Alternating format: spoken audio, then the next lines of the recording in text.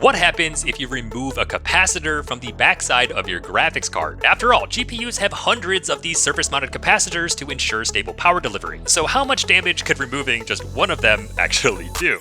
Well, time to find out. Now's a good time to say please don't try this at home. Although, now that the capacitor is removed, we can plug it back into our computer and press the power button to see that, well, the GPU does initially spin back to life. Unfortunately, we're only seeing a black screen on our display output. Psych, that's a BIOS reading, and even better, we can make it all the way to Windows. Of course, all my games have huge updates right now, but this GPU still works, which begs the question, how many capacitors can we remove until it breaks?